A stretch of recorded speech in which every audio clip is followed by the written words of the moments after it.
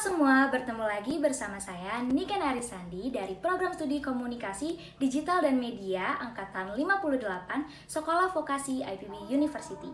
Pada kesempatan kali ini, saya akan membahas tentang para pelopor dalam evolusi fotografi. Maka dari itu, jangan lupa tonton keseruannya sampai akhir video ya. Nah, video ini juga merupakan salah satu tugas dari mata kuliah fotografi. Peradaban terus berkembang sejak manusia hadir di bumi. Ditemukannya berbagai temuan baru secara berkesinambungan telah mempermudah aktivitas kehidupan manusia.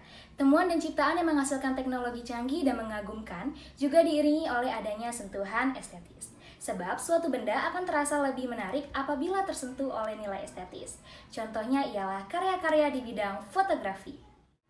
Fotografi berasal dari bahasa Yunani, yaitu potos yang artinya cahaya dan grafo yang artinya menulis atau melukis. Sehingga secara umum, fotografi dapat diartikan sebagai proses melukis atau menulis dengan menggunakan media cahaya. Jadi teman-teman, fotografi bukan sekedar cekrek ya. Manfaat fotografi diantara lain baik untuk dokumentasi, penelitian maupun sebagai media dengan ranah estetika. Singkatnya, dengan foto semua momen bisa terabadikan dengan baik. Melalui karya abadi dan keinginan tahuan penuh, nama-nama hebat berikut dalam fotografi telah membuat bentuk seni ini dapat diakses oleh semua orang. Tokoh yang pertama, Thomas Wedgwood, konduktor eksperimen foto.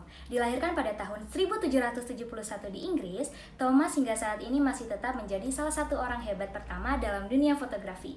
Penggunaannya pada bahan kimia yang peka terhadap cahaya merupakan contoh pengambilan gambar yang didokumentasikan, meskipun dalam bentuk siluet yang nyata. Tokoh yang kedua, Nicephore Horneps, penemu heliograf.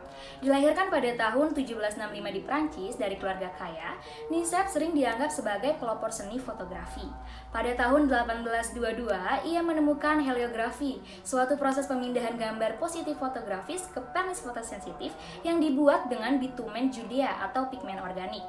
Karena beliaulah kita berhutang foto yang diawetkan pertama kali dalam sejarah. Tokoh yang ketiga ada Louis Daguerre dan Daguerreotype. Daguerreotype orang pertama yang memotret tanpa sengaja di 1838. Louis adalah seorang seniman dan fotografer dari Prancis yang lahir di tahun 1787. Ia merupakan teman lama dari Nicephore Horneps. Louis melanjutkan penelitiannya setelah kematian Naples. Selama ke abad 19 itulah Louis menemukan teknik yang menyandang namanya The Daguerreotype dengan konsep elementalnya. Ia menikmati kesuksesan luar biasa berkat komersialisasi daguerreotype. Louis Daguerre menyatakan dirinya sebagai penemu sejati fotografi. Tokoh keempat, Thomas Sutton, penemu fotografi berwarna.